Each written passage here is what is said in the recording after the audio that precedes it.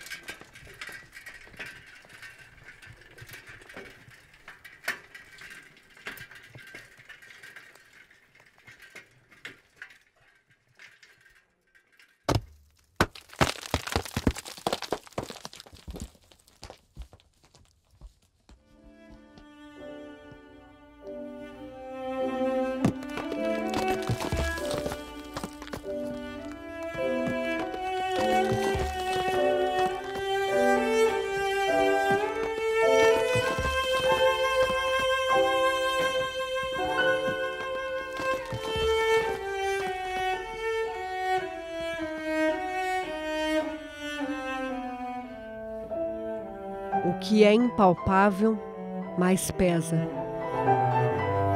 O que é sem rosto mais fere. O que é invisível mais dói.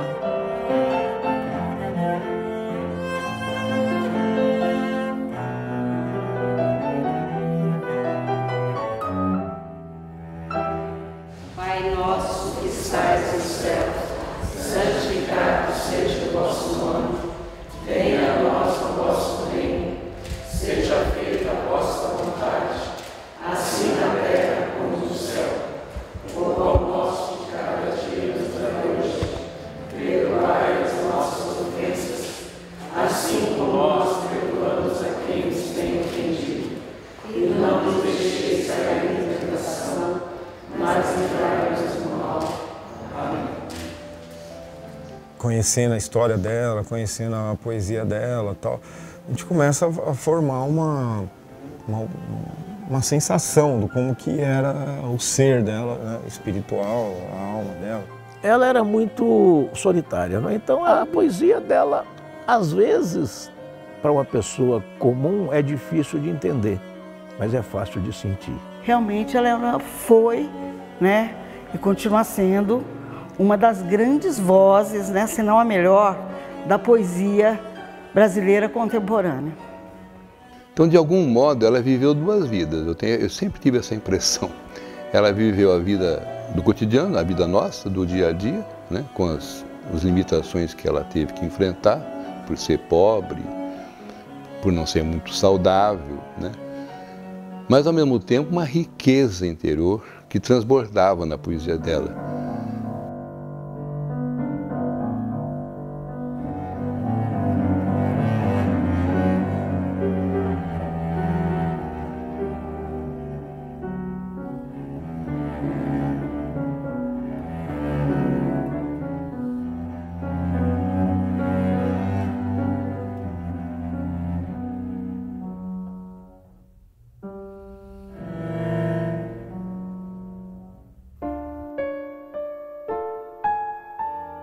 Ao meio-dia, a vida é impossível.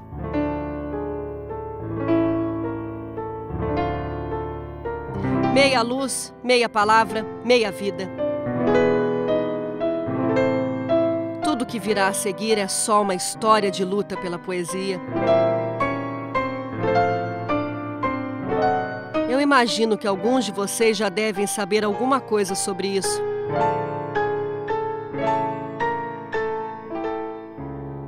A poesia, para mim, tem 3 pontos fortes.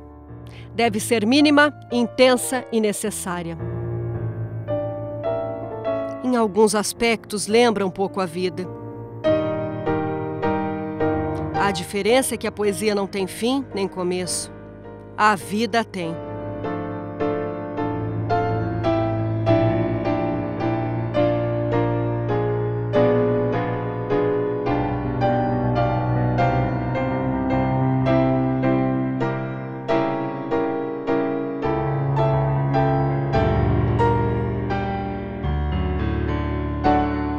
Meio-dia, meio-dia, a vida é lúcida e impossível.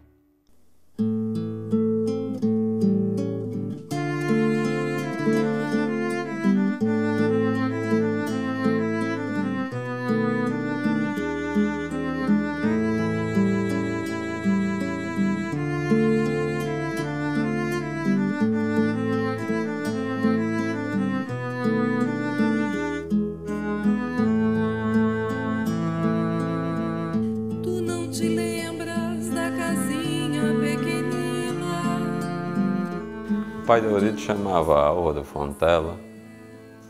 Ele era um dos 11 filhos da avó da Euridice, que chamava Evelina Fontela, se eu não me engano. Era uma espanhola, descendente da Galícia, que veio morar aqui nessa região de São João da Boa Vista.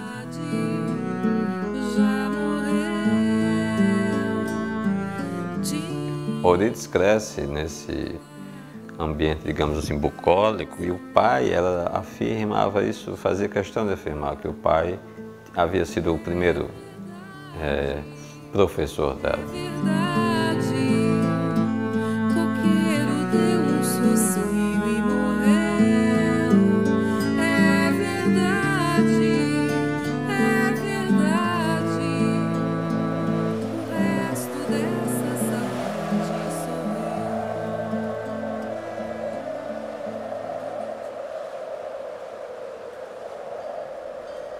A gente ia ver o trem passar na estação, que era uma coisa que não era comum pra gente, né?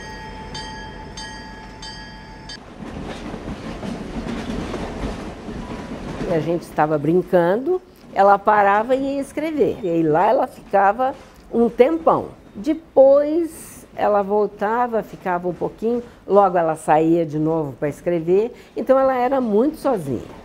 Não que ela fosse sozinha, porque a gente estava ali para brincar, mas ela se isolava.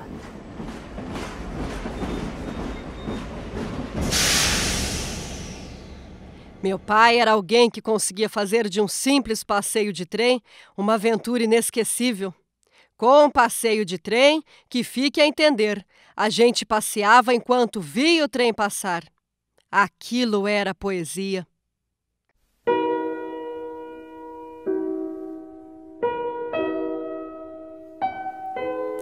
Umas fotos de lembrança, né?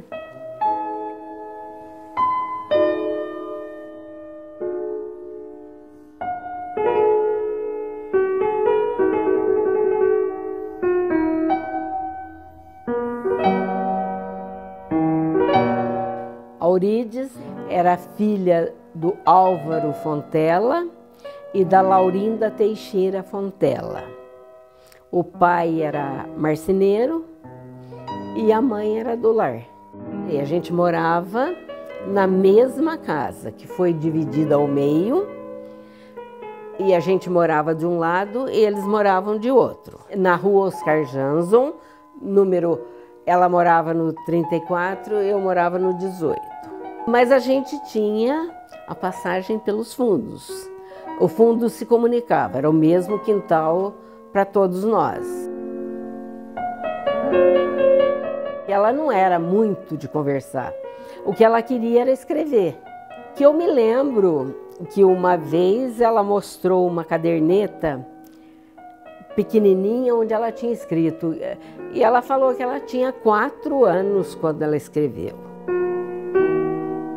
Meu primeiro mestre literário foi meu pai, Álvaro Fontella, analfabeto.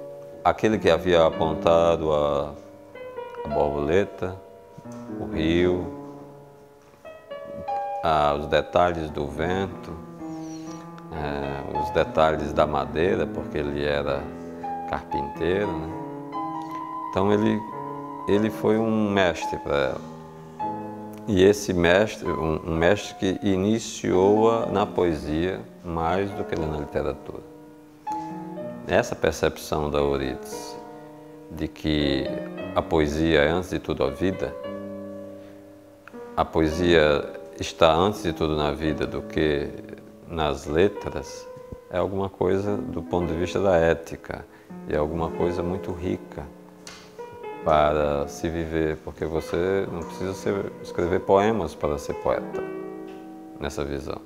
Você tem que viver a poesia para ser poeta.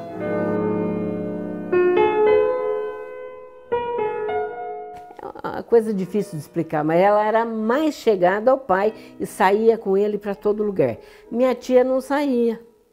Então, a Eurídice se acostumou a sair com o pai. Eles iam para todos os lugares dentro de São João.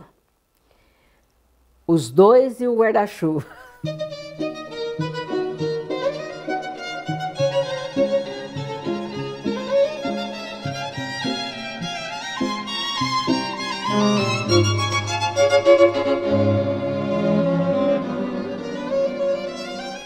Então, os dois iam ao cinema constantemente.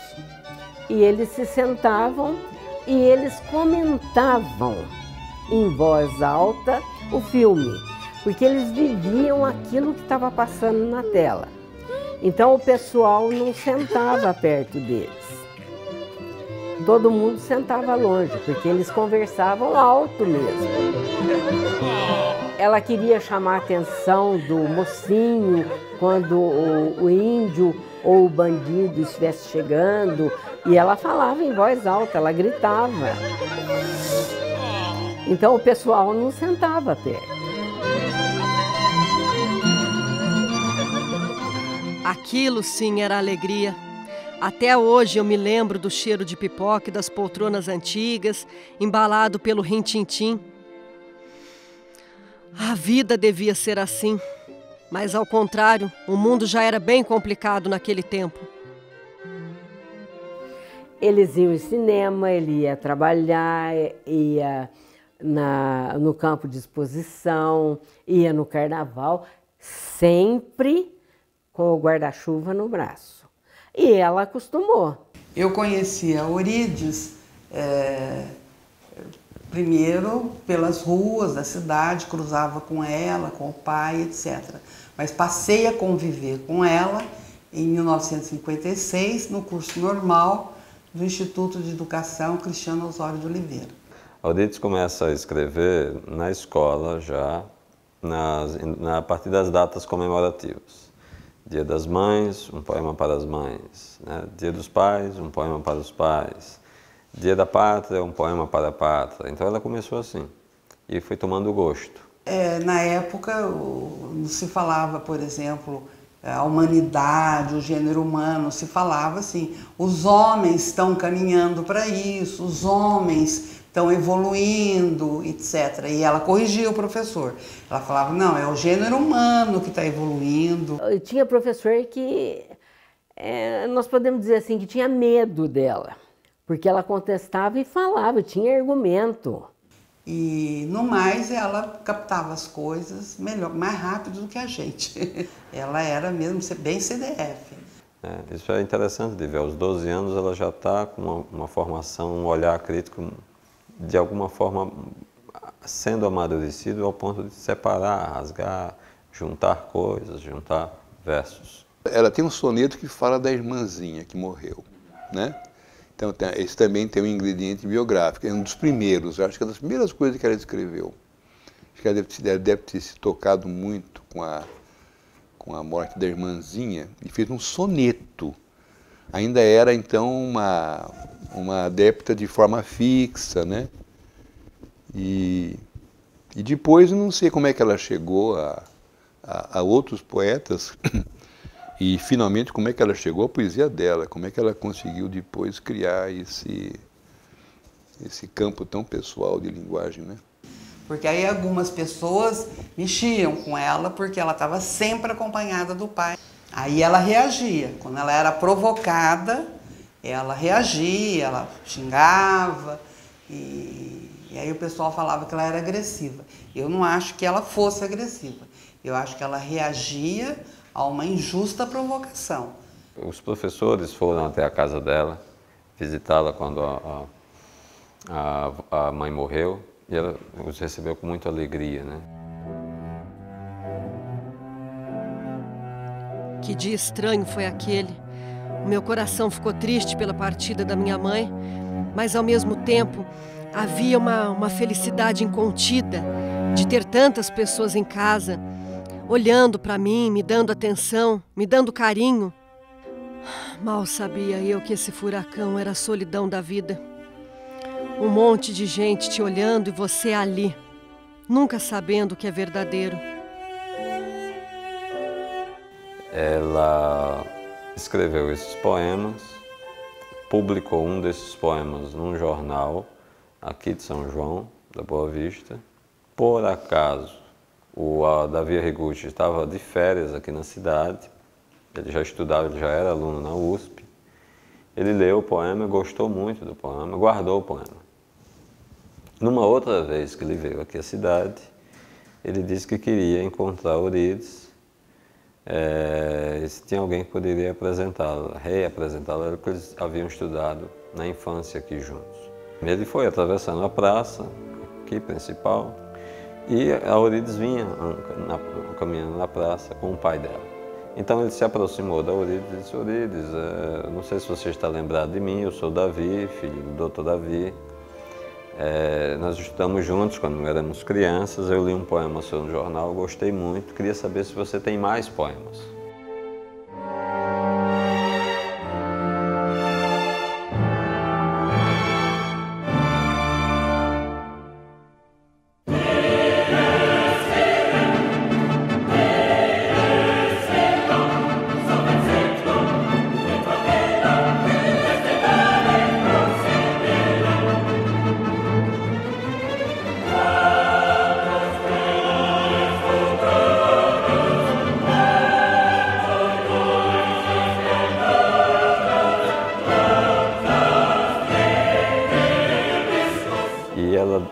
O Davi disse que ela olhou para ele assim, de cima a baixo, e disse: Davizinho,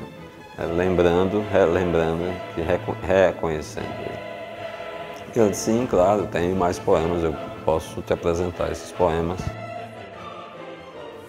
E ele disse que, olha, os que eu gostar mais, eu vou colocar 3 cruzes. Os que eu gostar mais ou menos 2 cruzes, os que eu gostar menos 1 cruz. E ele leu tudo. E disse que depois, passando as páginas, viu que a grande maioria tinha 3 cruzes. Ele pediu para Eurídice para levar alguns desses poemas para São Paulo, para mostrar aos professores dele, e amigos, e intelectuais. Ele levou esses poemas e a surpresa foi a mesma. Esses professores ficavam encantados com esses poemas, né?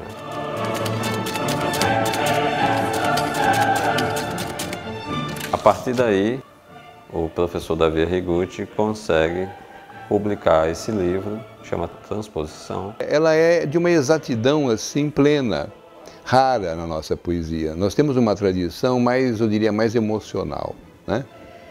Mesmo os grandes poetas nossos, o Drummond, o Bandeira, o próprio João Cabral, tem uma emoção forte assim. A da Eurídice, que também é emoção, é, no entanto, tão contida que para muitos ela dá a impressão de ser uma poesia asséptica, uma poesia pouco poética, o que é um erro, Porque, na verdade, o que ela exige é que a gente se concentre plenamente para atingir o grau de poesia que está ali. Depois que isso te pega, aí você não esquece mais, você entra no mundo da Eurídice, que é um mundo realmente muito belo. E assim sai Transposição, já saudado como um grande livro. E realmente é um grande livro até hoje, é um clássico da poesia brasileira, esse livro.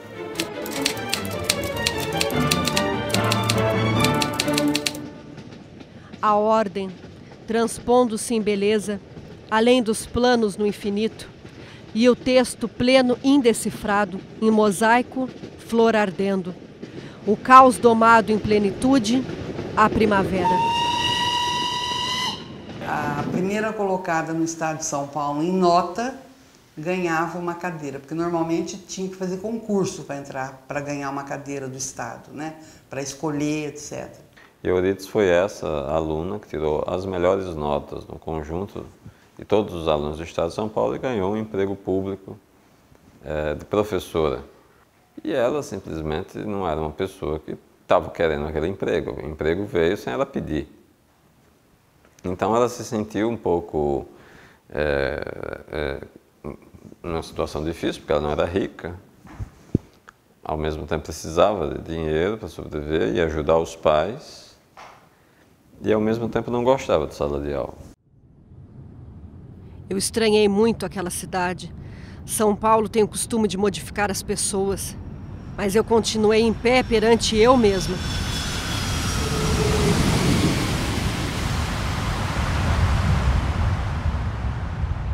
Essa cidade te enfrenta com olho no olho. E ao contrário do que vocês podem pensar, eu nunca fui violenta. Eu só respondi com violência quando me obrigaram ou quando não pude ser eu mesma.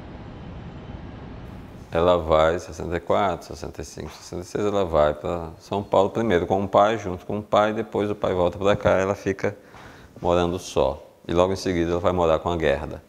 Mas eu acho que São Paulo, a solidão dói.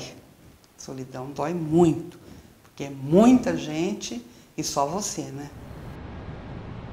Se vens a uma terra estranha, curva-te. Se este lugar é esquisito, curva-te. Se o dia é todo estranheza, submete-te. És infinitamente mais estranho. Ela e a Gerda foram as primeiras mulheres a morar no CRUSP, na residência universitária, na história do CRUSP. Só isso é um evento fantástico, né? Antes, nenhuma mulher tinha morado em CRUSP. E as duas foram até a reitoria exigir que elas também tinham o direito de morar no CRUSP. Isso na história do feminismo, digamos assim, do estado de São Paulo, se é possível essa nomenclatura, elas têm esse marco, né?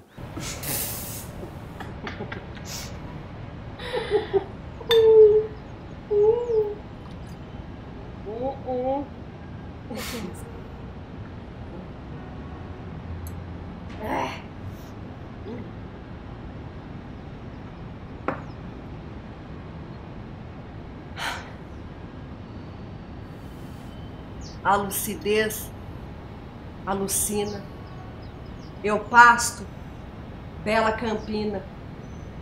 É ao fim, morreu a menina.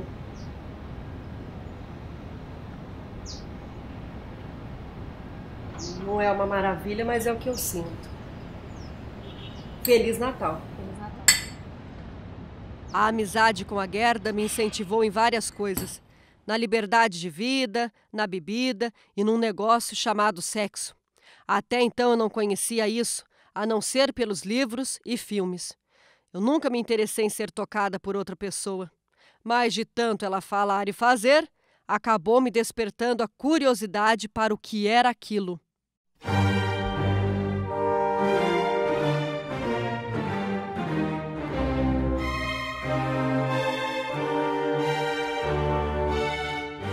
Não foi bom. Muito menos interessante. Em São Paulo ela conhece a bebida, as drogas e o sexo.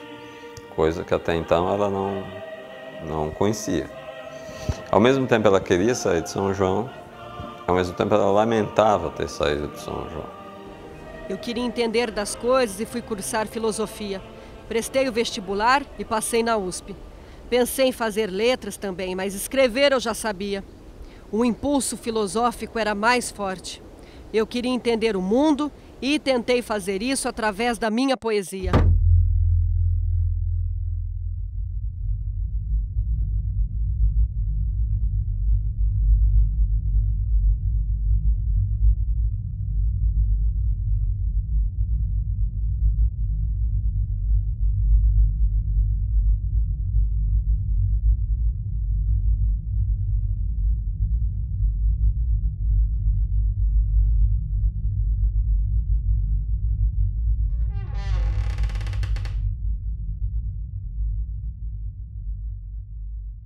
E cursar filosofia era alguma coisa que ela gostava muito, era alguma coisa que a animou muito para a vida. Mas também a vida cultural de São Paulo, a vida boêmica de São Paulo, fez com que ela entrasse na boemia, junto com a Gerda, que era uma boêmia por natureza, digamos assim, né? A Aurides, apesar de esquisita, foi minha melhor amiga. Acontece que aqui em casa sempre teve um ou outro maluco. Vai daí, um a mais, um a menos, não chamava muita atenção, né? A Gerda era uma personagem, digamos assim, de São Paulo, né? Porque ela vai morar na casa do estudante aos 20 anos, ela mora lá até hoje.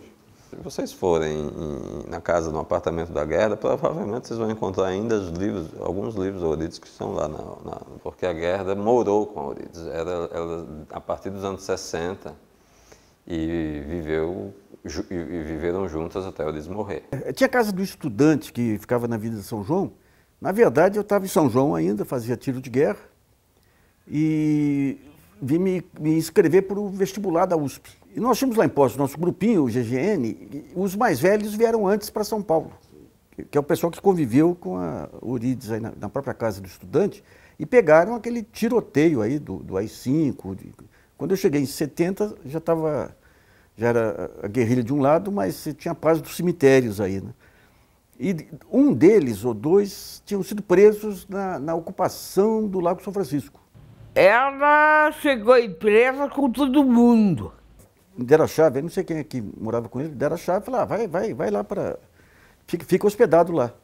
E eu cheguei com cabelo de tiro de guerra, cortado aí, fui deitar, tirei o óculos, dormindo de cueca. Um pouquinho antes de dormir, achei um disco do Ataúfo Alves, um LP do Ataúfo Alves, fantástico, fiquei ouvindo o LP lá. A hora que eu estou deitando, batem na porta, batem pesado na porta. Daí eu levantei correndo, de cueca, sem óculos, ou seja, enxergando pouco o pessoal. A hora que eu abro a porta, a Euridice vem de cacete em cima de mim. Neganha, filha da puta, o que você fez com os nossos amigos? E eu não estava entendendo nada, daí o Natan falou, Natan, eu sou Nacife aqui, lá de Poços de Caldas. Daí o Natan reconheceu, ela acalmou, né? Nem sei se desculpou, não, né? Mas o fato de eu estar com o cabelo cortado a militar, aí eu acho que não, deve ser imperdoável, mesmo sendo tiro de guerra, né? No episódio de 68, isso aí foi lá em, acho que setembro, outubro de 68, a gente foi pressionado pelo CCC e pelos estudantes do Mackenzie, que ficavam em frente à filosofia e que tinham uma linha mais conservadora de atuação. E nós éramos considerados um foco de pensamento de esquerda, um foco de agitação. Não. Na verdade, a gente era discriminado pelo fato de querer pensar com liberdade, né? Era a tradição da Maria Antônia, era uma tradição de uma escola universitária pública com bastante empenho nas áreas de humanidades, né? Então a gente era um foco preferencial das forças policiais na época. Em 68 ficaram muito bem armadas, né? Com a AI-5. E a gente foi posto para fora. A gente foi para a cidade universitária sem prédio, a gente tinha que ter aulas em prédios emprestados. E foi lá que eu a conheci, numa dessas salas comuns em que funcionavam letras e filosofia, tudo muito próximo ali. Foi lá que eu assisti uma aula da Gilda em que ela estava fazendo aquilo que eu te disse lá. uns rabiscos concêntricos com uma canetinha, quase furando papel. Quase não, furando papel. Ela não parava de fazer isso. Falei, mas o que essa moça está fazendo na cara da professora? Né? E era a equilibradíssima Eurídice Fontela dos livros. Veja só. O mundo me condena e ninguém tem pena, falando sempre mal do meu nome, deixando de saber se eu vou morrer de sede ou se eu vou morrer de fome. Mas a filosofia hoje me auxilia a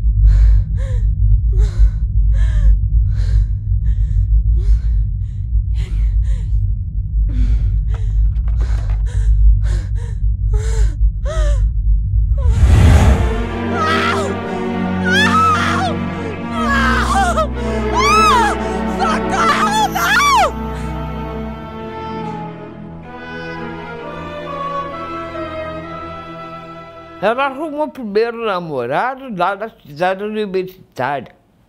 O cara se entendeu com a esquisitice dela e tudo bem. Mas a Eurídice não chegava a sentir amor por um rapaz. Drummond dizia que não podia escrever um poema sobre a Bahia, pois nunca havia estado lá. Desta forma, eu senti que não poderia falar sobre o amor. Afinal, eu nunca senti o amor carnal por nenhum homem ou mulher. Uma das poucas vezes que eu fiz isso foi neste Elianto, com o poema Eros.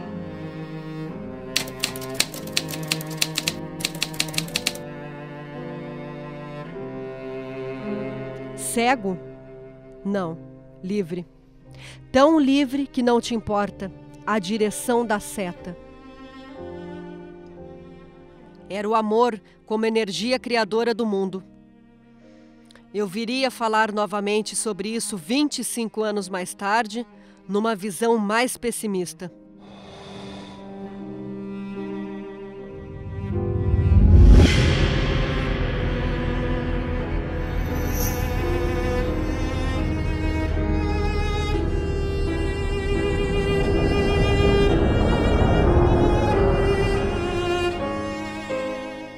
Não foi difícil para o professor escolher 30 ou 40 poemas para o primeiro livro. Ainda sobraram muitos bons poemas para o segundo e o terceiro livro. Então ela já estava, é o que eu disse, ela já estava pronta.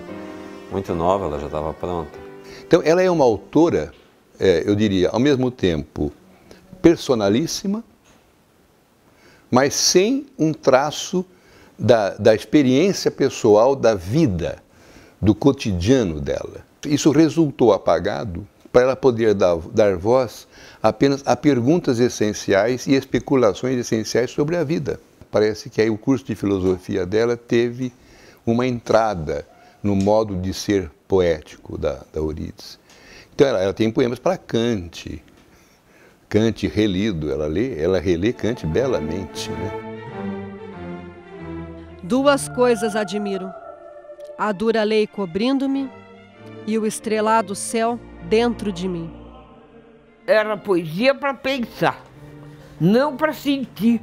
Economia de palavras, poemas curtos, versos curtos, às vezes fragmentários, elípticos, né? E aquela dimensão que para mim é o que assina a poesia, é aquela dimensão de fundo.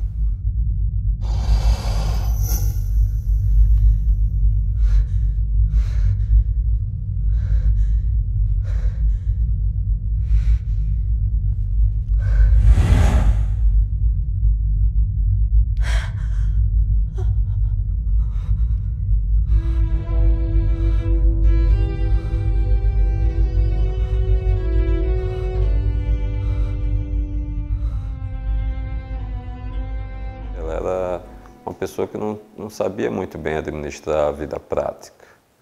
Se ela chegasse com uma bolsa para pagar numa loja, simplesmente ela não tirava a carteira para pagar, ela tirava todas as coisas da bolsa primeiro, junto com a carteira para ir pagar.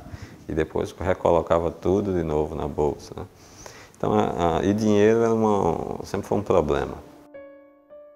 Em apuros financeiros, eu comecei a revisar livros.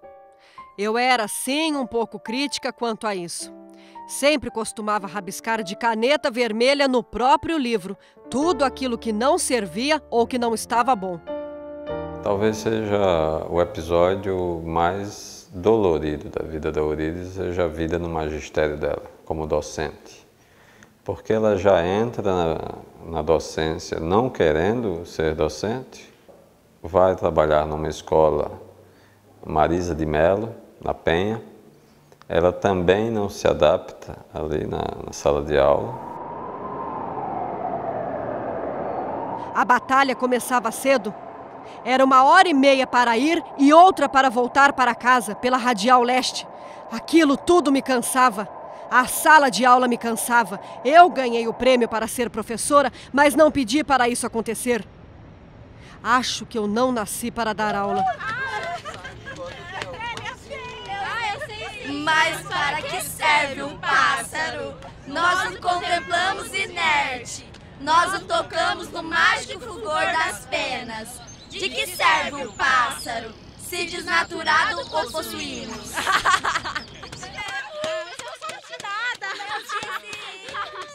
Um desses acessos de raiva dela foi com crianças, né?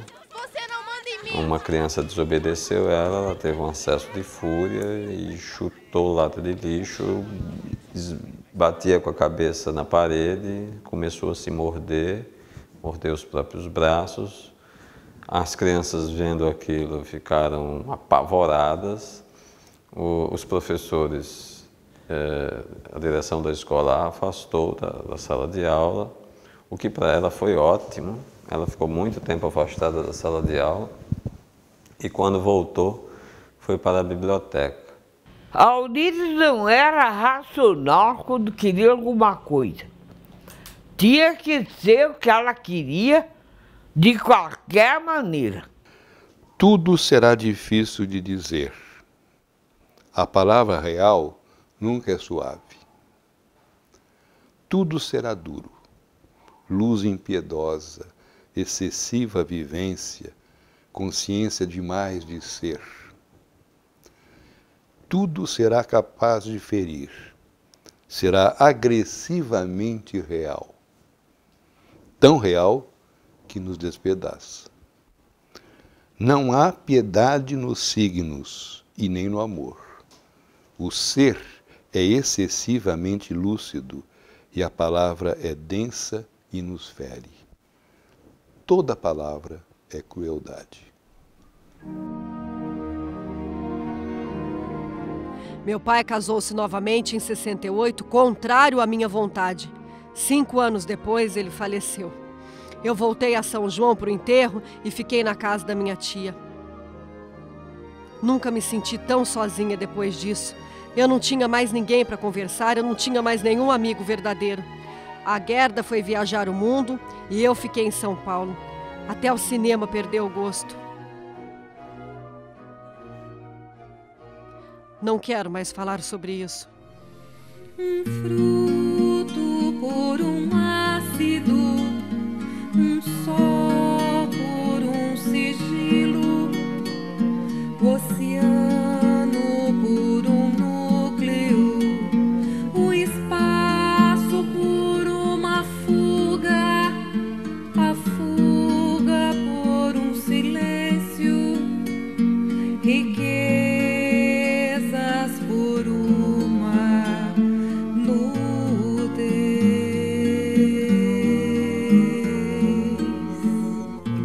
Da avó materna, uma toalha de batismo. Do pai, um martelo, um alicate, uma turquês, 2 flautas. Da mãe, um pilão, um caldeirão, um lenço. É curioso porque a herança, o que ela coloca aqui, é ao mesmo tempo a descrição dos poucos objetos, embora expressivos, né, que ela ganhou, e é também a poesia dela, que a poesia dela é substantiva. Ela mesmo fazia um pouco de comida, mas não variava muito a comida dela. Era arroz integral que ela botava de molho e depois cozinhava só em água e sal, a moda japonesa. Ela era metida a coisa de japonês. Além de ser uma das primeiras moradoras, mulheres da Casa do Estudante, ela também foi uma das primeiras monjas budistas do Brasil, uma brasileira. Os japoneses, eles não deixavam brasileiros se iniciar no budismo. Eles temiam que os brasileiros podiam causar ao budismo caso eles fossem iniciados. Isso é muito curioso e interessante na Euridice. Ela faz esse trânsito muito tranquilamente, me parece. Ela sai do estado de boêmio da noite para o estado lúcido do dia.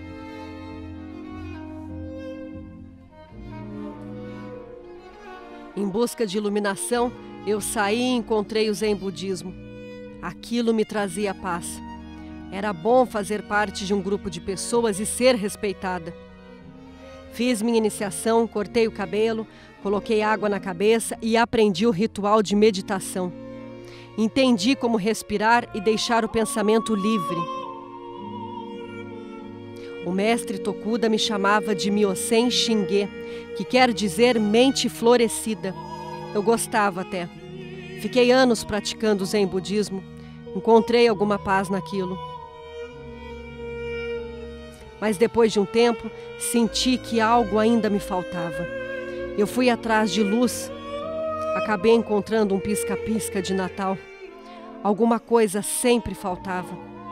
Eu acho que eu sempre quis da vida viver de poesia. Eu sempre quis deixar para o mundo a poesia. Eu quis o impossível.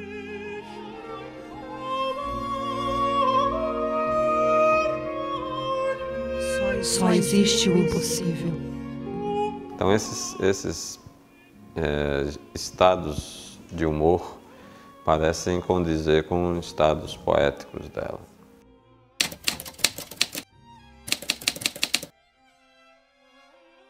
Alba eu considero meu livro mais leve. Ele seguiu de acordo com meu espírito naquele momento.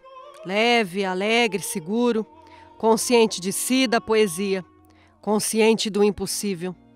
Eu acho que a Euridice tinha uma procura constante pelo autoconhecimento, não só pela questão espiritual, se você observar também pela questão filosófica, né?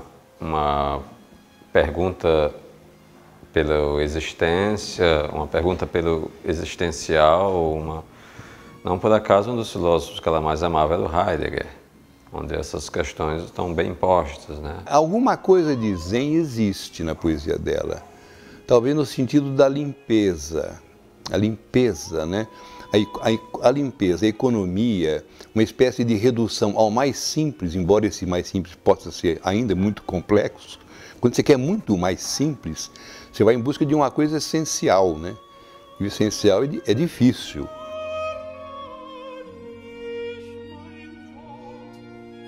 A estrela próxima. Próxima, mas ainda estrela. Muito mais estrela que próxima.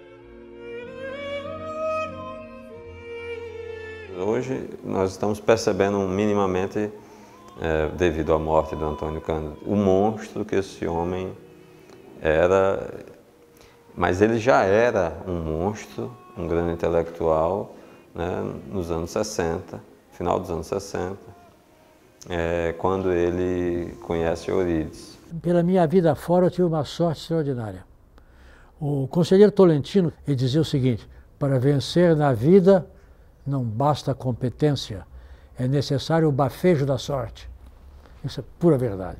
Quanta gente competente que não consegue nada, nada, nada. E ele admira a poesia dela nesse período, todos os anos 70, a acompanha lê o primeiro livro, o segundo e no terceiro faz questão de escrever um prefácio.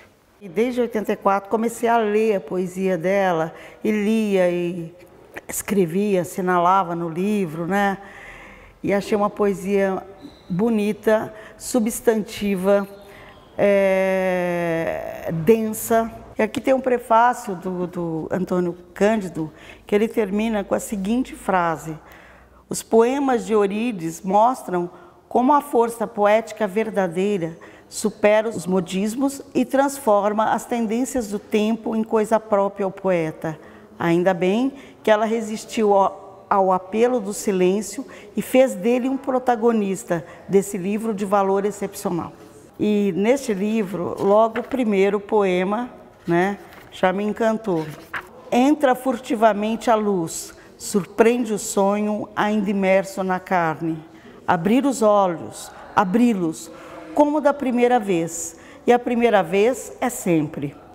Toque de um raio breve e a violência das imagens no tempo. Branco, sinal oferto, e a resposta do sangue, agora. O Alba e o Prêmio Jabuti trouxeram algum reconhecimento e também novas amizades. A Gerda voltou a morar em São Paulo. Eu tinha conseguido alguns amigos do meio literário. O Cândido, a Chauí, o Davizinho, que continuava firme me aguentando. Eu estava pulando de apartamento em apartamento, mas estava bem. Naquele momento, enfim, eu senti que a vida tinha uma chance para dar certo. Uma mínima chance.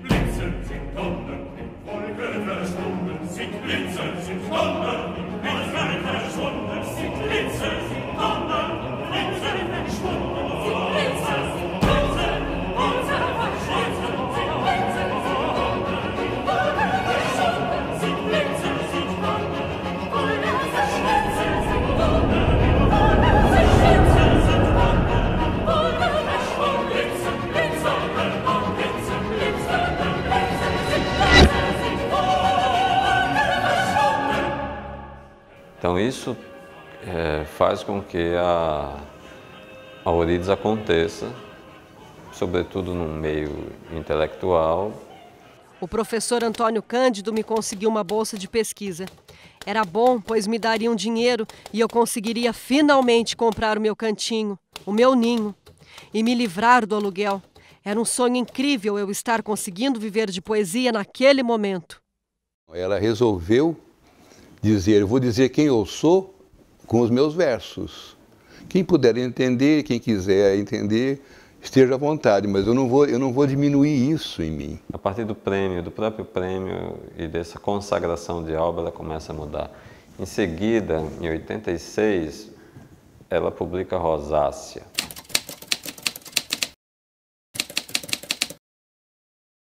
Pirâmide. Eila, dor de milhares, força de humanidade anônima, do faraó nem cinzas. A chegada de Rosácea, em 86, foi tumultuada, entre aspas, por esse sucesso repentino que ela alçou com o prêmio Jabuti. E a entrada, a volta dela, o afastamento do zen budismo e a volta para a boemia. Eu fui meio que um ser migrante em São Paulo. Até então já tinha morado em mais de 13 lugares. 2 apartamentos meus pegaram fogo. O primeiro em 81, na Olímpio Silveira, foi um curto na geladeira.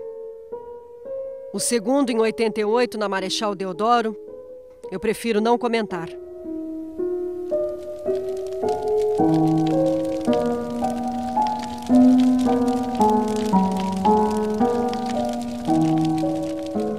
Perdi tudo. Meu dinheiro, meus pertences, minha esperança. Eu tive uma crise nervosa. Precisei morar de favor com os poucos amigos que tinha. Muitos deles não aguentavam mais a minha presença. E encontrei refúgio na bebida, na pobreza, na solidão. Se você juntar todos os atestados médicos que ela apresentou, nos anos em que trabalhou na Escola Marisa de Melo, passou praticamente 4 anos sem trabalhar. E ela se colocava infeliz. Ir para a escola acordar de manhã para ir para a escola era um tormento. Então ela ficava na escola entre 8 e meio-dia e saía de lá direto para a Livraria Duas Cidades, onde ela passava o resto do dia lá. E logo em seguida foi aposentada. Os pareceres médicos dessa época a apresentam como uma inadaptada, uma pessoa inadaptada ao convívio social. Tudo aquilo era uma baita confusão para mim. A vida, o trânsito, as pessoas. Eu brigava, xingava, me irritava com tudo. Depois sentia remorso. Eu cheguei a ser atropelada 4 vezes. 4 vezes! Não sei bem se foi um impulso do meu espírito querendo se desprender do meu corpo naquele momento. Acho que o espírito já estava livre e solto. Mas o corpo resistia. Ainda resistia. Até que enfim a perna sarou e ela reapareceu. E eu disse, menina, por que você andou sumida há tanto tempo? Aí eu quebrei a perna e ela passou a usar bengala. A bengala dela ainda está aí. Essa eu herdei. Não sabia administrar o dinheiro, a conta de luz era cortada, a conta de água era cortada, o aluguel estava atrasado. Esta eu ia pôr, mas não quero mais. É boa, mas muito negativa, acho. Correções importantes. Um fogo, troco palavra rosas, segundo verso começado por flores. Assim vou ter todo um livro sem nenhuma rosa, ou rosas. Não é interessante.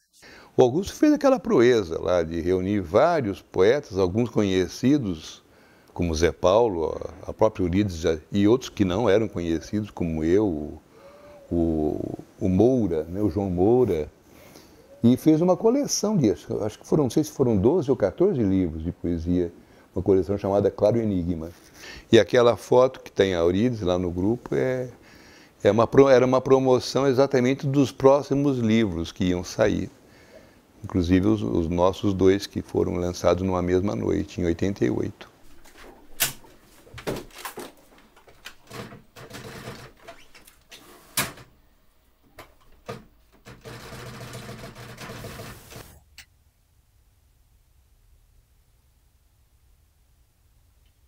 E destas poesias todas, Eurídice, qual que mais te marcou? Me marcaram as da minha infância. Drummond, os simbolistas, mas os parnasianos nunca quis nada com eles.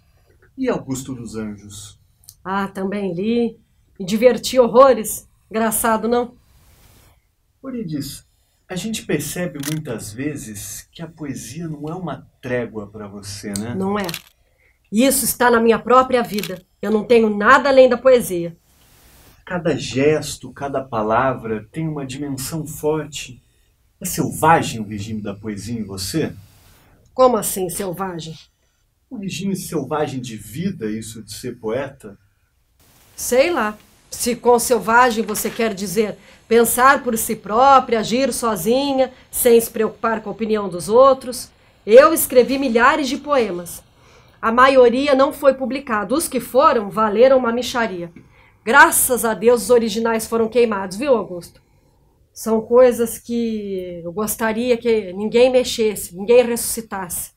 E nunca serão ressuscitados porque foram destruídos. Eu sou selvagem no sentido de sozinha. Eu dizia selvagem no sentido da Clarice Lispector, perto do coração selvagem. Eu sou o próprio coração selvagem. Você tinha noção desse caminho quando veio de São João? O selvagem é selvagem e acabou. Eu sempre fui mulher pobre. Nunca tive ninguém, não tenho nada agora. Meu caminho não podia ser fácil. Para a mulher já não é fácil e eu fui feminista desde sempre. Eu nunca vou obedecer ninguém. Eu sei que eu vou morrer mulher e pobre, mas eu quero morrer sem obedecer ninguém.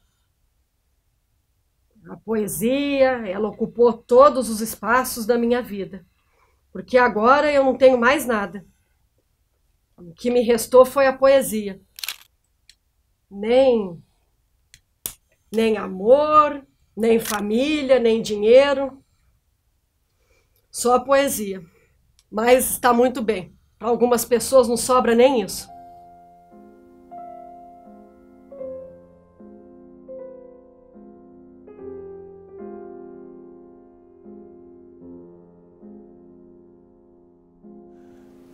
fui cunhado do Davi Arrigussi, né? E o Davi me contava, me falava muito da Eurídice, e ele gostava muito dela, e ela estava numa época, estava dando um pouco de trabalho lá para ele, porque ela estava perdendo um pouco a noção, acho que estava começando a usar álcool mais assim, assiduamente, estava dando trabalho para ele. Então eu ficava em contato com essa problemática toda da Eurídice. Então quando o Augusto me falou da Eurídice, eu já sabia, já tinha lido umas coisas dela, tudo. E aí ele marcou para a gente fazer as fotos em frente à editora, né, que era tinha uma livraria, ficava numa praça lá no centro de São Paulo, perto do Largo do Arocho, livraria Duas Cidades. E ela apareceu no horário marcado, tudo certinho. Aparentemente ela estava sóbria, mas parecendo assim um pouco bem essa imagem que a gente tem dos poetas, assim, andando em nuvens. Estava num outro mundo, estava com um papagaio no ombro. Eu achei muito curioso isso. Nós conversamos um pouquinho, eu pedi para ela se a gente poderia fazer as fotos ali na frente, o que ela achava disso. Eu acho que ela preferiu, ela falou, eu vou achar melhor a gente fazer aqui mesmo. E falou, olha, eu vou sentar aqui nesse banco e você tira algumas fotos minhas aqui. Ela fez isso, sentou no banco, eu comecei a fazer as fotos, ela falou, ah, tá, muito obrigado. Então, obrigado. Se levantou, eu falei, não, mas nós estamos começando a fazer aí as fotos. Ela falou assim, tá, então, obrigado, viu? E tal, e encerrou a sessão, né? Então eu fiquei, assim, como se tirar o doce da criança ali. A hora que eu estava começando a gostar de fazer as fotos, acabou, ela levantou e falou que ia embora. Sem nada, não estava brava, não estava nada. E então foi isso aí, foi a história das fotos lá com ela, é muito curta, né?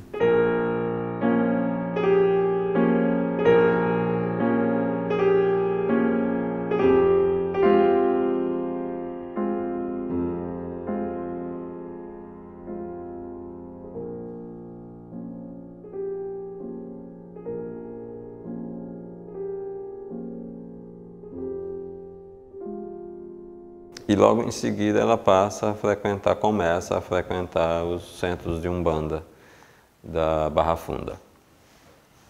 Em alguns centros, a maioria das vezes ela ia com a Gerda Xereda a esses centros.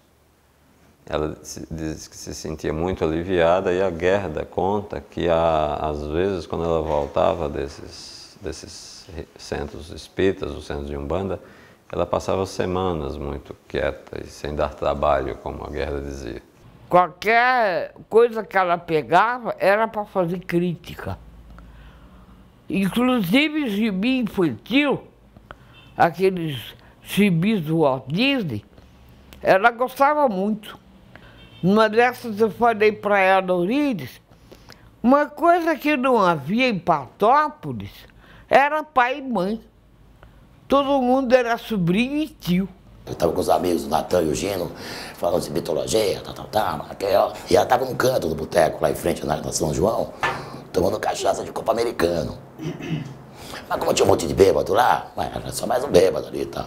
Aí, quem é a deusa da madrugada? Tá? Aí ela falou no canto, assim, aí todo mundo, realmente, tá? Quem é você? Quem é essa figura aqui no meio da madrugada, no boteco da São João, que conhece a deusa da madrugada? Era ela, porque ela tinha vindo visitar a Gerda na casa estudante da São João e parou para tomar uma cachaçinha. Quando lançava algum livro, mandava um convite para ela. E eu sempre ia junto, porque se eu não fosse junto, a gafe era garantida, né? E ela foi para essa sessão de lançamento do meu livro e do livro da Eurídice. Por coincidência, o Augusto Márcio nos colocou na mesma noite, né? E a minha mulher foi assim, humildemente, pedir um autógrafo para ela. E ela percebeu que tinha alguém querendo interromper a conversa dela com os amigos, pedindo um autógrafo, e disse para os amigos, lá vem burocracia. Ela era muito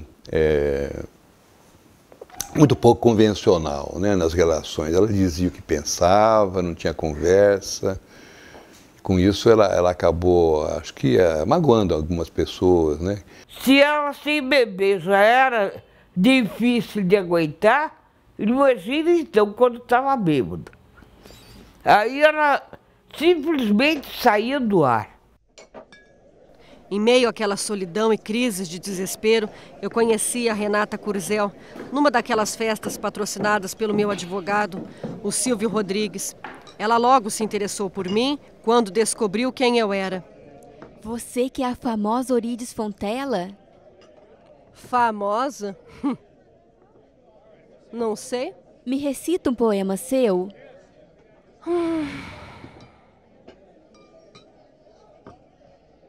Vaca, mansamente pesada. Vaca, lacteamente morna. Vaca, densamente materna. Vaca, inocente grandeza. Vaca, vaca no pasto. Ai, vida simples. Vaca.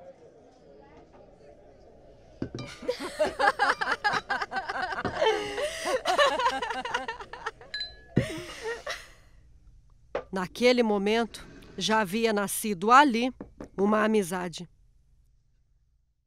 Nós éramos recém-formadas na faculdade e eu morava numa república e a Renata se mudou para vir morar nessa república. Primeiro veio ela, depois a irmã também. Então morávamos nós três, dividindo o apartamento.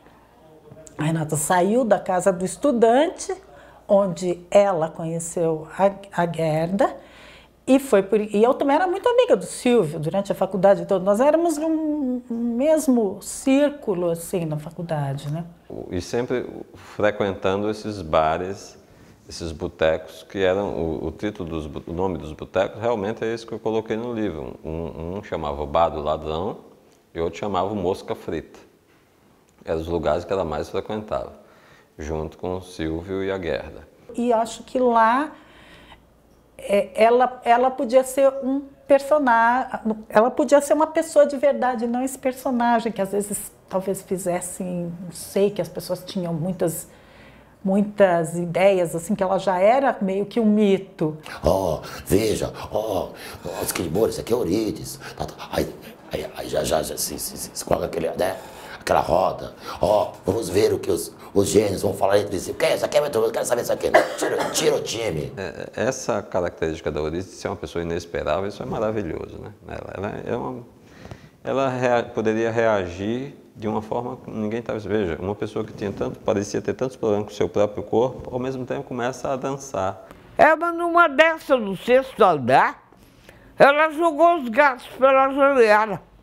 Ela tanto recolhia os gatos da rua e levava para morar com ela, quanto nos acessos de fúria ela jogava pela janela, não importava o andar que fosse. A lembrança que eu tenho dela, assim, de realmente ser uma pessoa muito verdadeira e muito pura. Por isso que ela era considerada assim, uma pessoa que não tinha muito tato. Eu acho que não, ela não falava para ofender, nada do que ela dizia.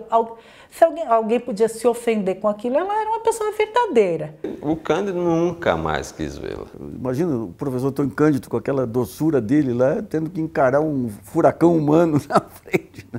Mas sabia das necessidades delas, assinava um cheque, às vezes cheques de valores consideráveis, passava para o Silvio Rodrigues e o Silvio Rodrigues passava para ela. Mas são muitos aluguéis atrasados, Eurídice. Como você vai pagar tudo isso?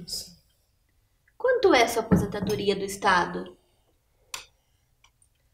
423. Só isso? Mas é quase o valor do aluguel. Como você vai fazer para viver?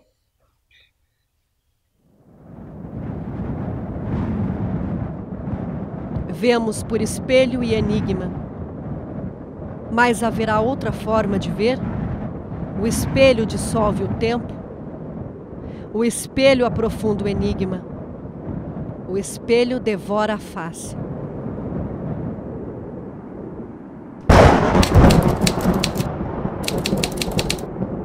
Vemos por espelho e enigma, mas haverá outra forma de ver? O espelho e o enigma. O espelho mostra você mesmo. Enigma não te revela nada.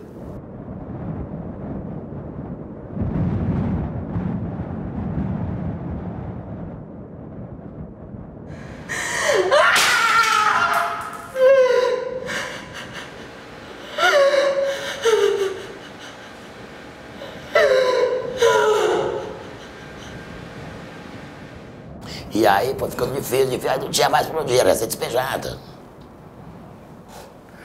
Foi quando eu, comentando com a Renata Curza, falei, pode ficar lá na casa, porque ela estava de mudança para casa da Rosa. Mas ela já não estava muito bem de saúde, dava para ver que ela fisicamente era muito frágil. Sem dinheiro, sem ajuda financeira dos amigos, eu tive que procurar uma saída. Eu precisei deixar o meu querido ninho. Sim, era o meu ninho na Cesário Mota. Logo eu, uma coruja solitária, deixando o meu canto para voltar a morar de favor na casa do estudante da USP. A Renata me ajudou muito com isso. Toda a minha mudança foi num caminhão velho, numa tarde ensolarada de domingo. Mas nem todo mundo lá na casa do estudante gostou de ver uma senhora de 56 anos ocupando o lugar de um aluno.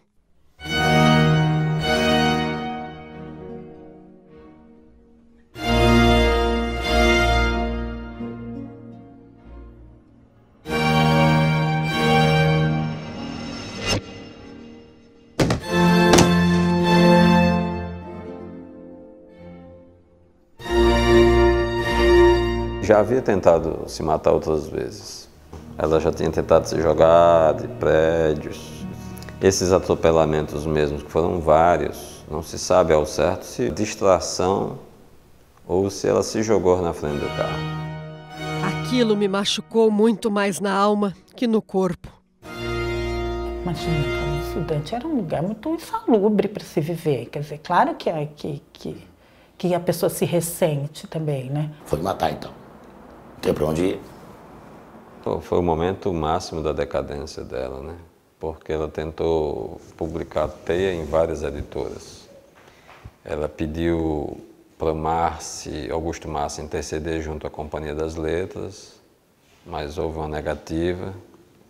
Pediu a Marilena Chauí para interceder junto a outra editora, mas novamente negativas. Um poeta amigo dela me procurou e disse que ela tinha um livro, que era esse aqui, Teia, que ela estava morando em condições muito difíceis na casa do estudante, ali quase debaixo do Minhocão, né, do viaduto em São Paulo, e que ele tinha recolhido esses papéis esparsos e viu que dava um livro, esse pequeno e maravilhoso livrinho, livrão na verdade, e perguntou se eu estava interessado em editar. Eu pedi para examinar e fiquei espantado com a qualidade e publiquei. Naquela época, Eurídice Fontella estava vivendo mais um daqueles períodos sombrios da vida dela. Era muito abandonada, muito solitária, tinha pouquíssimos amigos, né? Tinha a Gerda, que a acolhia lá num quarto, na casa do estudante. Passaram os 25 anos. Eu voltei aqui a falar sobre o amor. O amor não vê. O amor não ouve. O amor não age. O amor, não. Nos anos 90, isso deveria ter virado frase de camiseta. As pessoas não queriam publicar a Eurídice, por quê? Porque ela já tinha alcançado uma fama de poeta problemática. Parte dessa fama se deve a uma matéria feita pela Veja, que ela estava sentada nessa cadeira, ela foi fotografada para a Veja sentada aqui. Enfim, a revista Veja, com enorme repercussão, publicou um perfil patético dela. Eu é que apresentei o jornalista para ela. Ainda assim ela não ficou com raiva de mim, mas queria vou capá-lo.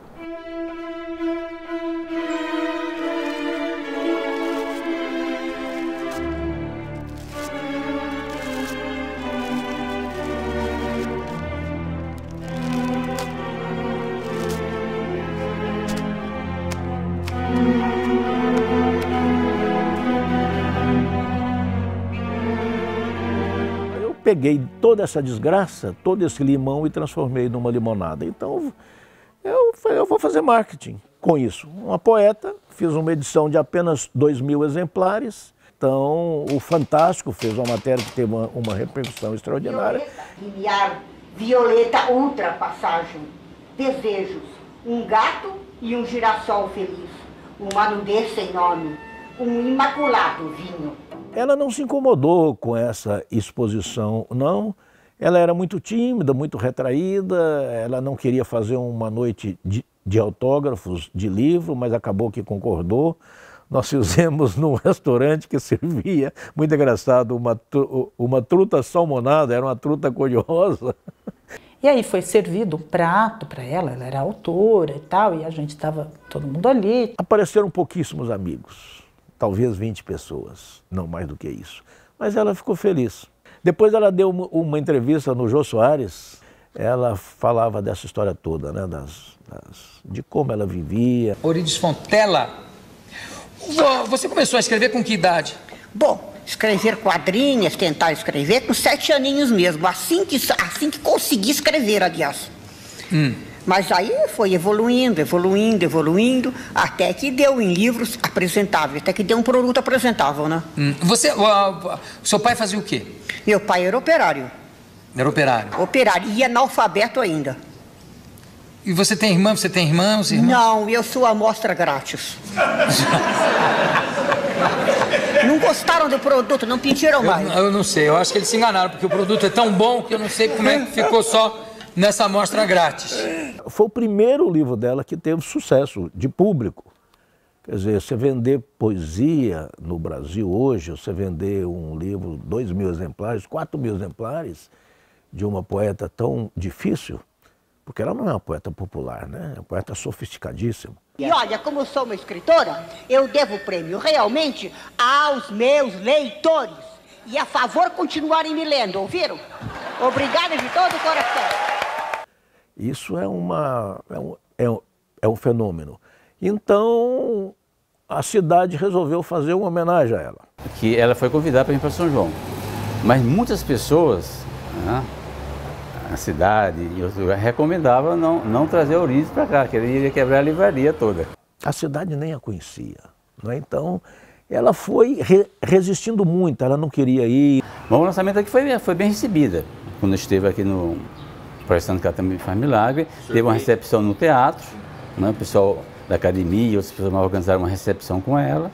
Ela ficou muito à vontade, passou com alunos. Aqui na livraria também reviu amigos, colegas de turma, então ela ficou muito contente, muito feliz com o lançamento do livro. Então correu tudo muito bem, tranquilo. Eu fui e me apresentei para ela dizendo, olha, eu sou a Ivone Palhares. Ela me abraçou, foi muito efusiva e ainda me falou, você acha que eu ia esquecer da gorducha da Ivone Palhares? E ela se comportou direitinho. Todo mundo achava que ela ia fazer um discurso, xingar, né? Ela não bebeu nada. No jantar, quem saía para não bebia nada, né? Então ela estava no processo realmente de escrever novamente, de participar da vida literária, que ela sempre teve, né? Falava de poesia, falava de filosofia, falava das suas angústias existenciais, falava da morte. É uma Eurídice mais melancólica e me parece uma Eurídice pressentindo já a morte. Cansa-me prosseguir, cansa-me ser, prende-me a essência, raiz profunda e vera, a imutável condição de ser fonte e ser ferida. Ela estava com a gripe. Quando chegou no hospital, os primeiros exames não deixaram mais ela sair do hospital. Sequer deixaram ela voltar para casa. Ela foi imediatamente recolhida, porque detectaram que ela estava com tuberculose. E dali a algum tempo, encaminhada para Campos do Jordão. Aquilo era uma espécie de adeus. Viajar e nem sequer sonhar-se esta viagem. Ela tinha uma falta de ar terrível. Às vezes eu tinha que levá-la no pronto-socorro para fazer uma inalação, porque a mulher estava morrendo sufocada. E quando ela tirou a radiografia, mostrou que um dos pulmões já tinha ido embora todinho. E o outro já estava com uma bela de uma caverna. E lá ficou sozinha. Então, os últimos dias dela foram provavelmente na solidão, né? Ela ligava um rádio tão alto que lá de dentro da enfermaria, você mal saía do elevador, no corredor, e escutava o rádio dela. Escutando música clássica, coisa que ninguém não entendia.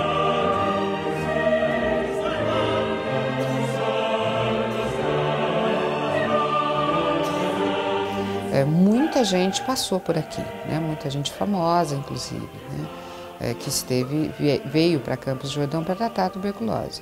E uma dessas pessoas que esteve aqui para fazer esse tratamento foi a Eurides.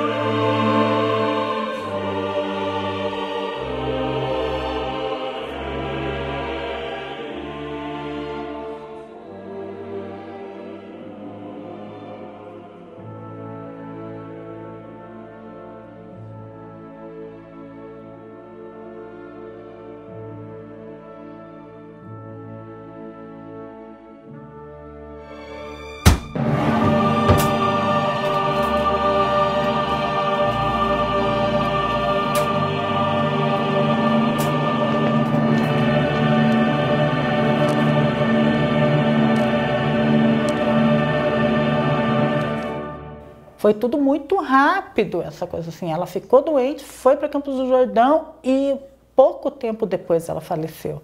Não se sabia muito bem quem era aquela mulher, porque não tinha uma identidade, os documentos dela não estavam com ela.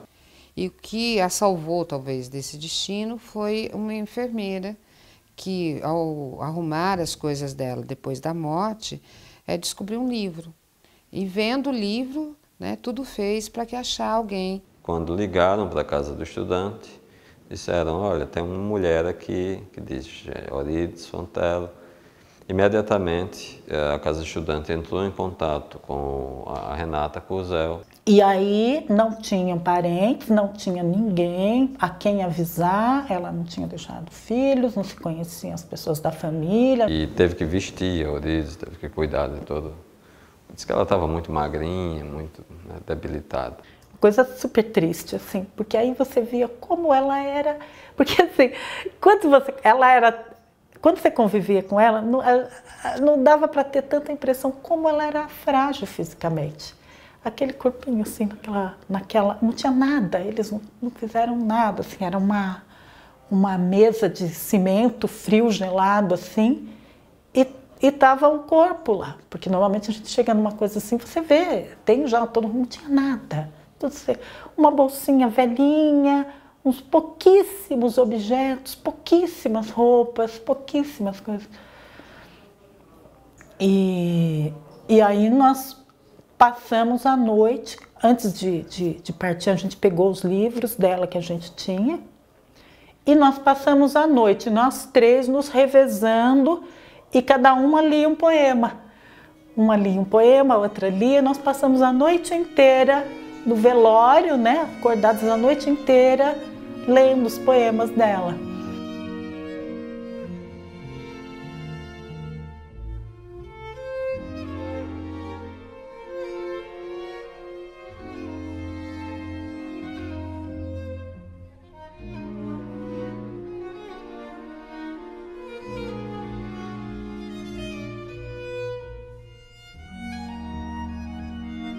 Um anjo é fogo, consome-se. Um anjo é olhar, introverte-se. Um anjo é cristal, dissolve-se. Um anjo é luz e se apaga.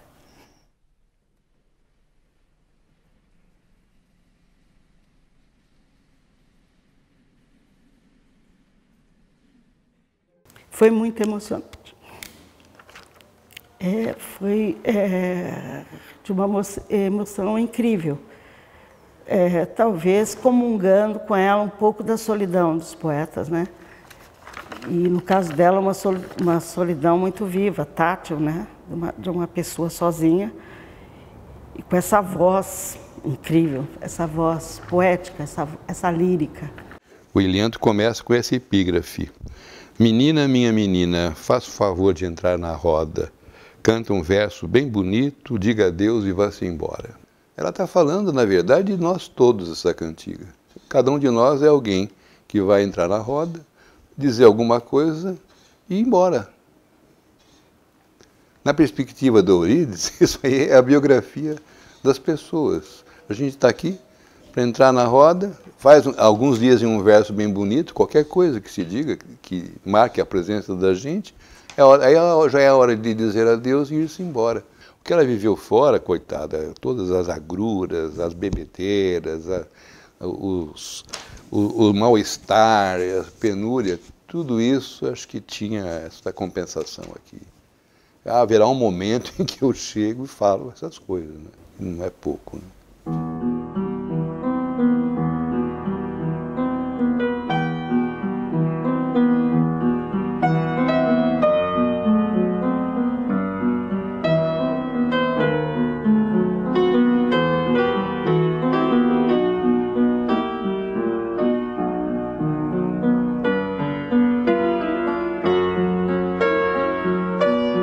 Anos depois do sepultamento, numa conversa com o professor Gustavo de Castro, da Universidade de Brasília, nós tomamos conhecimento de um dos testamentos da Eurídice, em que ela expressava a vontade e o desejo de ser cremada. Coincidentemente, lá em Campos do Jordão, naquele momento, trabalhava uma sanjoanense na prefeitura. Quando ele me disse que gostaria de levar para lá, né? A primeira ação que a gente fez foi falar com o prefeito da cidade. Diante disso, fomos procurar a família, se a família também reconhecia esse desejo de Eurídice Fontela e se nos autorizava a cumpri-lo. Falei, se você fizesse um lugar específico para se colocar as cinzas, tudo bem. Cerca de 2 meses depois conseguimos fazer, né? A exumação do corpo, que depois foi cremado no crematório aqui próximo. Com a autorização da família, nós providenciamos a cremação de Eurídice Fontela e, posteriormente, trouxemos as cinzas para São João da Boa Vista, construímos um memorial na Universidade Municipal, na Unifai, e lá está Eurídice numa homenagem pós-morte. Primeiro teve uma homenagem lá na Academia de Letras, depois nós subimos em cortejo, fomos até a FAI, colocamos as cinzas lá e foi feita uma outra homenagem. O memorial foi construído dentro da biblioteca, que era o ambiente que Eurídice Fontela frequentava, universidade, biblioteca e na cidade em que ela nasceu. Então, o objetivo desse memorial é preservar a obra de Eurídice Fontela, é trabalhar para a divulgação da obra da poeta para todas as gerações, para as futuras gerações, para que eles possam ter como referência esse espaço para começar ali um estudo sobre Eurídice Fontela.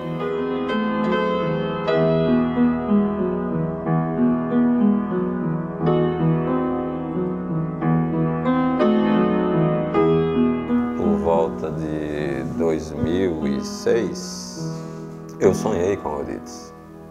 E foi um sonho muito curioso, onde ela aparecia e avançando na minha direção, era quase um pesadelo, dizendo para eu procurar os poemas perdidos dela. Eu achei aquilo esquisitíssimo. Lembro de ter acordado e ter anotado isso no meu caderno. Anos depois, 2011, eu encontrei alguns poemas na Casa da Guerda. Esses poemas estavam escritos nos livros, atrás dos livros. Eurídice tinha um hábito, quando ela terminava de ler um livro, ela se rabiscava, ensaiava, experimentava um poeminha na última folha do livro. Então, provavelmente, existem outros poemas perdidos ainda da Eurídice em algum livro. E aí a gente conseguiu chegar no apartamento da Gerda, que batemos na porta, na esperança de que a Gerda abrisse, e a Gerda estava lá, ela abriu, a gente explicou o que a gente queria, quem éramos, e ela foi super gentil.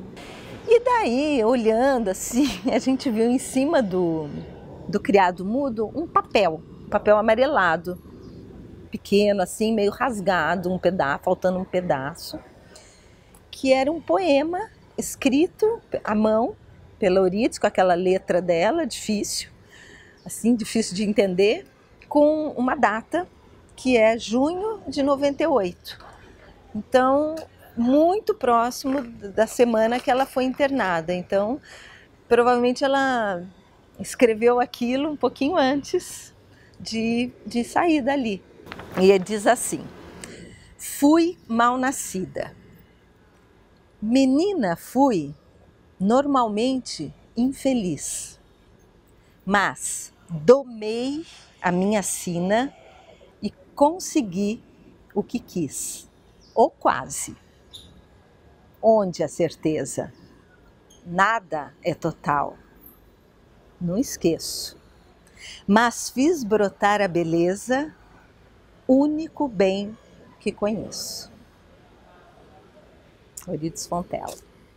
A poesia dela, às vezes, para uma pessoa comum, é difícil de entender, mas é fácil de sentir. E aí é que está o segredo da poesia. Então, em termos de qualidade literária, ela está no topo da literatura brasileira. E assim ela deve ser lembrada, assim ela deve ser lembrada.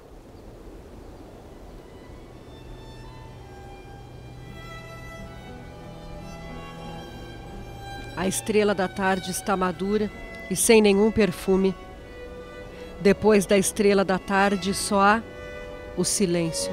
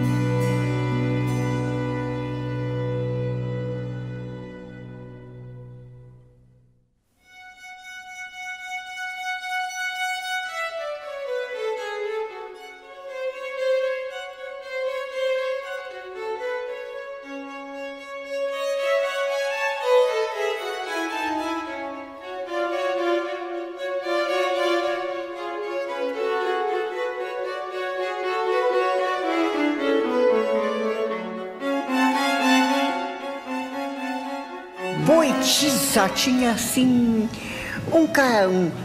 aí que era machismo chamar mulher de poetisa. Estava desvalorizando, entende? Sim. Desvalorizando. Tinha uma conotação meio piegas. Uma conotação de desvalorizar o trabalho da mulher. Poeta, homem era uma coisa, poetisa era uma coisa menor. Menor. Exato. E poeta não tem sexo, na é verdade? A poesia não, o poeta tem sim. Obrigado. Tá bom, tá certo. A poesia não tem sexo, tá certo.